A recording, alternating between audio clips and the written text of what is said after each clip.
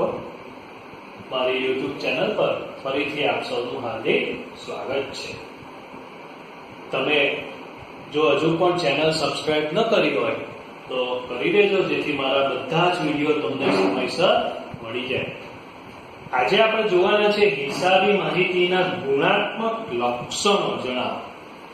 પરીક્ષામાં તમને 1 માર્કમાં પણ પૂછાય છે કે હિસાબી માહિતીના ગુણાત્મક લક્ષણો જણાવો, તો તેના ખાલી તમારે મુદ્દા જ જણાવવાના। પરંતુ જો તમને ટૂંકનોંધમાં પૂછાય તો એની ડિટેલમાં ચર્ચા કરવી પડશે। તો પહેલું એનું લક્ષણ છે વિશ્વાસપાત્રતા। માહિતીનો ઉપયોગ કરનારાઓનો વિશ્વાસ ટકાવી રાખવાનું કામ માહિતી તૈયાર કરનારાઓનું છે। જે માહિતી રજૂ કરી હોય એ વિશ્વાસપાત્ર હોવી જોઈએ, કારણ કે એનો ઉપયોગ માલિક પોતે તો કરવાનો જ છે, પરંતુ એ સિવાય બાહ્ય પક્ષકારો પણ એનો ઉપયોગ કરવાના છે। તેથી રજૂ કરેલ માહિતી સંપૂર્ણપણે ભૂલ રહિત હોવી જોઈએ। ભૂલને કોઈ પણ પ્રકારનો અવકાશ હોવો જોઈએ નહીં। તેમાં નિયમ અને સિદ્ધાંતોનું સંપૂર્ણ પાલન કરેલું હોવું જોઈએ। આમ જે માહિતી રજૂ કરીએ તે સંપૂર્ણ વિશ્વાસપાત્ર હોય એ જરૂરી છે, તો જ રોકાણકારોનો પણ હિસાબી માહિતીની અંદર વિશ્વાસ સંપાદન થઈ શકશે। હિસાબી માહિતીનું બાળકો બીજું લક્ષણ છે સુસંગતપણું। સુસંગતપણું એટલે જે માહિતી રજૂ કરાય તે એને સંદર્ભમાં સુસંગત હોવી જોઈએ। ડિટેલમાં જોઈએ, રજૂ કરેલ માહિતી ઉપયોગકર્તાની જરૂરિયાતને પૂર્ણ કરે તે માહિતીને સુસંગત કહેવાય। દાખલા તરીકે, જો લોન લેવા માટે આપણે બેંકમાં જઈએ તો સ્વાભાવિક છે કે લોન લેવા માટે આપણી પાસે પૂરતા હિસાબી ચોપડાઓ હોવા જોઈએ। છેલ્લા વર્ષોની આવકવેરા રિટર્ન ફાઇલ તૈયાર હોવી જોઈએ, અને આ બધી જે માહિતીઓ આપણે આપીએ તે સુસંગત હોય। જો એ સિવાયની માહિતી જો કામે લાગતી ન હોય તો એ આપવી ન જોઈએ।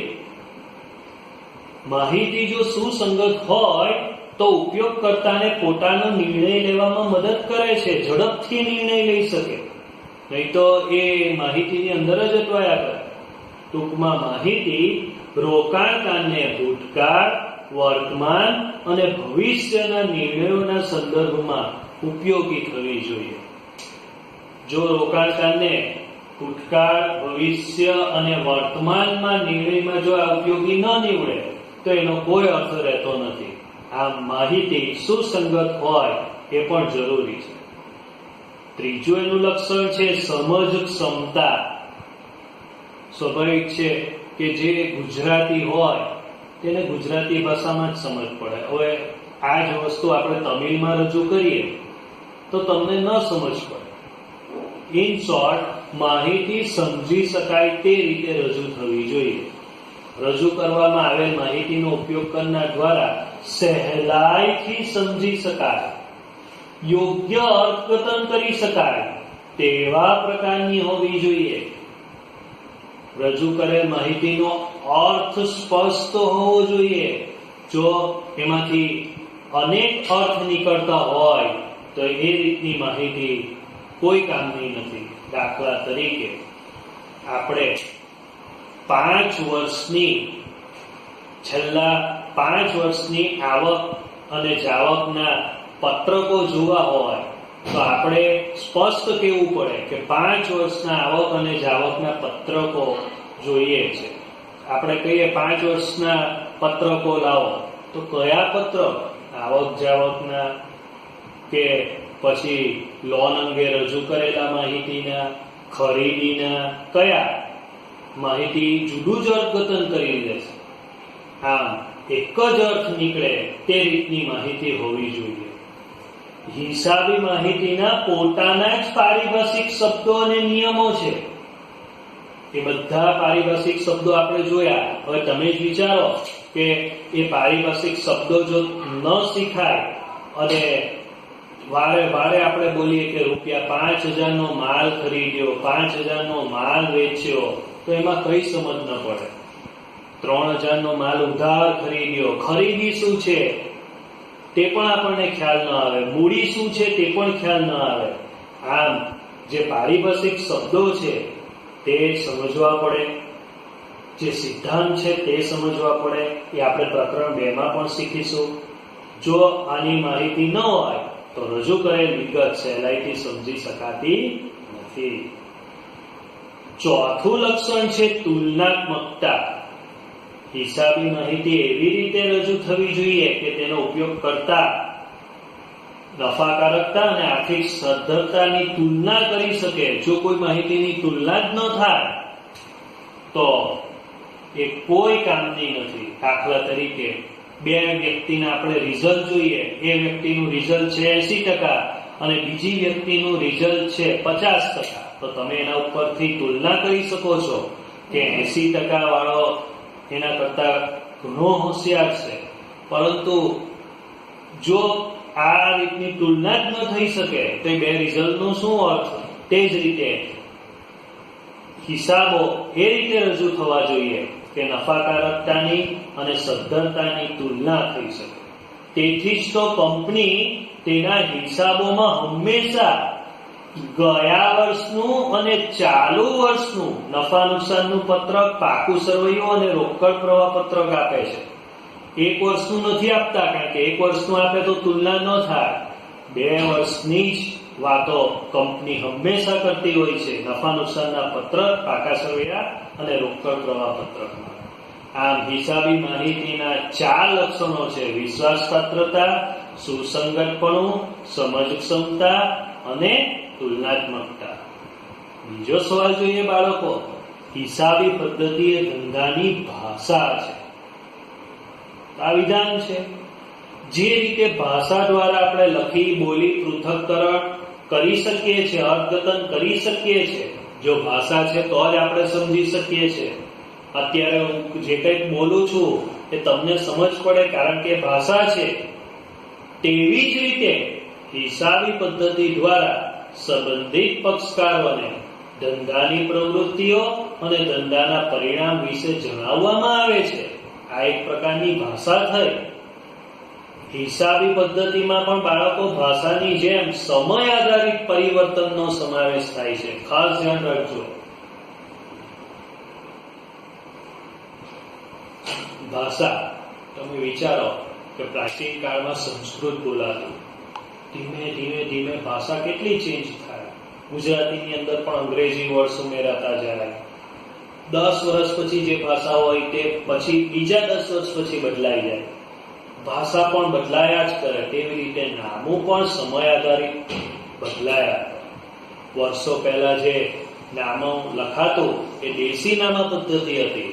અત્યારે હાલમાં દ્વિનોંધી નામા પદ્ધતિ છે, જે આગળ જતા આપણે શીખીશું. જેમ જેમ સમય જાય તેમ નામાના પદ્ધતિમાં પણ ફેરફારો આવતા જાય છે. તેથી કહી શકાય કે હિસાબી પદ્ધતિ એ ભાષા છે. કારણ કે હિસાબો અંગે પણ જે કઈ જાણકારી છે તે ભાષાની જેમ જ એમાં મળી રહે છે. પછીનો સવાલ આપણે જોઈએ. નામું એ કળા અને વિજ્ઞાન છે, સમજાવો. બાળકો, હિસાબી પદ્ધતિ કળા છે.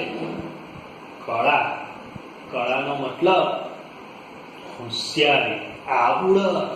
તમે જુઓ, ટૂંકનોંધ પણ ઘણા વિદ્યાર્થીઓ કેટલી સુંદર રીતે લખે. 2 વિદ્યાર્થી બંનેને એક સરખું જ આવડતું હોય, પરંતુ એક વિદ્યાર્થી રજૂઆત બહુ સરસ રીતે કરે અને બીજો વિદ્યાર્થી એ જ વસ્તુ કહેતો હોય પણ રજૂઆત એની સારી ન હોય, અને કળા કહેવાય. હિસાબી પદ્ધતિ પણ કળા છે. હિસાબો તૈયાર કરવા માટે નામાની મર્યાદામાં રહીને હિસાબો તૈયાર કરવા માટે આવડત અને કૌશલ્યની જરૂર પડે. જેમ કે ગયા વિડીયોની અંદર તમને મુદ્દાઓ યાદ રાખવા માટે મેં ટ્રીક આપી. એના દ્વારા તમે સરળતાથી 7 થી 9 મુદ્દા મોડે કરી શકો. આ એક કળા છે. તો કળા પણ ખાસ ધ્યાન રાખજો, નામાની મર્યાદામાં રહીને. એકાઉન્ટમાં પણ જે હિસાબો લખાય તે જે સિદ્ધાંતો છે એને આધારે આવડતથી તમને સહેલાઈથી સમજાવી શકાય. દરેક વ્યક્તિમાં અલગ અલગ કળાઓ, નામું પણ એ કળા પર આધારિત છે. બહુ સરસ એક ઉદાહરણ છે કે જેમ સારી ફોટોગ્રાફી કરવી હોય, આપણે ફોટો લેવો હોય તો કળા જોઈએ. ફોટોગ્રાફર જુઓ કેટલા સુંદર મજાના ફોટો લઈ લે અને મજા આવી જાય ફોટો જોવાની. જ્યારે જેને ફોટોગ્રાફીનું જ્ઞાન ન હોય અને ફોટો પાડે તો જુઓ કોઈની આંખ મીચાઈ ગઈ હોય, કોઈનો અડધો ચહેરો કપાઈ ગયો હોય. આમ ફોટો લેવો હોય તો પણ સારી ફોટોગ્રાફી જોઈએ. એવી જ રીતે નામું પણ એક કળા છે. વ્યવસ્થિત રીતે લખાયેલું નામું સંચાલક માટે ખૂબ ઉપયોગી છે. તેથી કહી શકાય કે નામું એ શું છે? કળા. હવે આપણે જોઈએ કે નામું વિજ્ઞાન છે. વિજ્ઞાન નિયમો અને સિદ્ધાંતો પર આધારિત છે. કેવી રીતે? ભાઈ, ગુરુત્વાકર્ષણનો નિયમ તમે જુઓ, કોઈ પણ વસ્તુ આપણે ઉપર ફેંકીએ તો નીચે જ પડે. આ એક ચોક્કસ નિયમ છે ગુરુત્વાકર્ષણનો. તો વિજ્ઞાન આના પર આધારિત છે. તો તમે કહો સર એકાઉન્ટ, તો કે હા, એકાઉન્ટ, હિસાબી પદ્ધતિ, નામું એ પણ નિયમો પર આધારિત છે. કે આપણે પ્રકરણ 2 માં શીખીશું. અધર કોઈ પણ દિવસ હિસાબ લખાતા નથી. એના ચોક્કસ નિયમ છે અને નિયમથી જ લખાય છે. નિયમ આધારિત લખાય એનો મતલબ નામું કોણ છે? વિજ્ઞાન. અને આવડતથી લખાય એટલે કળા છે. ટૂંકમાં જોઈએ તો નિયમ અને સિદ્ધાંતને કારણે નામું એ વિજ્ઞાન છે અને કળા પણ છે. તો હકીકતમાં જોઈએ તો નામું એ કળા અને વિજ્ઞાન બંને છે. આ પણ પરીક્ષામાં તમને વારંવાર વિધાનમાં પૂછાય છે.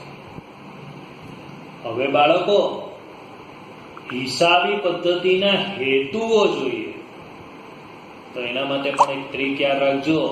એક કાકા સર હતા એક સ્કૂલમાં.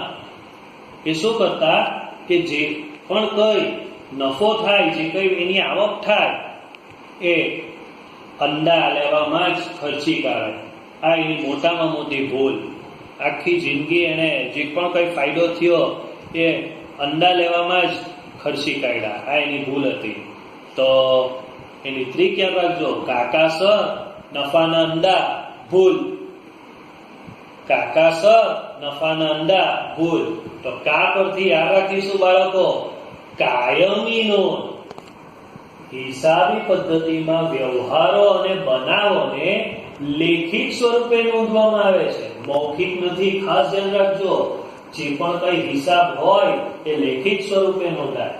અને આ લેખિત સ્વરૂપ ચોપડાના સ્વરૂપે અથવા કમ્પ્યુટરમાં કાયમી ધોરણે રાખવામાં આવે. ચોપડા વર્ષો સુધી રહે છે અને કમ્પ્યુટરમાં પણ વર્ષો સુધી સચવાયેલા રહે છે. આમ એનો હેતુ છે કાયમી નોંધ રાખવાનો. કા એટલે કાયમી નોંધ. બીજો કા એટલે યાદ રાખજો, કાર્યક્ષમતા. સંચાલકોની કાર્યક્ષમતા માપવાનું સાધન નફો છે. કોઈ પણ સંચાલક સફળ ક્યારે ગણાય? એ નફો કરતો હોય તો. અને નફો કરે છે કે નહીં એ કોના દ્વારા જાણી શકાય? નામા દ્વારા. એટલે હિસાબી પદ્ધતિનો આ પણ એક હેતુ રહેલો છે. સર એટલે સરકારને કરવેરાની જવાબદારી નક્કી કરવા માટે. સરકાર શું કોઈ પણ વ્યક્તિ પર આશરે જ કરવેરા નાખી દે છે કે ભાઈ તું આ જગ્યા પર રહી છે, તારા આટલો ટેક્સ, તારો આટલો ટેક્સ, તારી હાઈટ વધારે છે, આટલો તારો ટેક્સ વધારે, હાઈટ ઓછી છે એટલે તારો ટેક્સ ઓછો. એવું નથી. ટેક્સ કઈ રીતે નક્કી કરાય? આવકને આધારે. તો આવક કઈ રીતે નક્કી કરશો? ધંધાદારી નામાના ચોપડા દ્વારા. મૌખિક રીતે કહી લે કે મારી આવક આટલી, એ થોડી સરકાર માની જાય. એને ચોપડાઓ રાખવા પડશે, હિસાબ રાખવો પડશે. તો આ પણ એક એનો હેતુ રહેલો છે. ચોથો એનો હેતુ છે નફાકારકતા માપવા.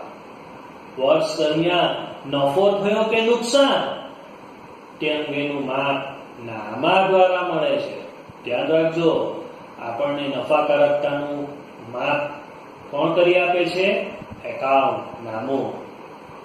કાકા સર, નફા. તો કા એટલે કાયમી નોંધ, બીજો કા એટલે કાર્યક્ષમતા, સરકારને કરવેરાની જવાબદારી નક્કી કરવા. ચોથો નફાકારકતા માપવા. વર્ષ દરમિયાન નફો થયો કે નુકસાન તે અંગેનું માપ નામા દ્વારા મળે છે. પાંચમો મુદ્દો આપણો નાણાકીય પરિસ્થિતિ. ધ્યાન રાખજો, નામા દ્વારા વર્ષ દરમિયાન ધંધાની નાણાકીય પરિસ્થિતિનો સારામાં સારો ખ્યાલ આવી શકે.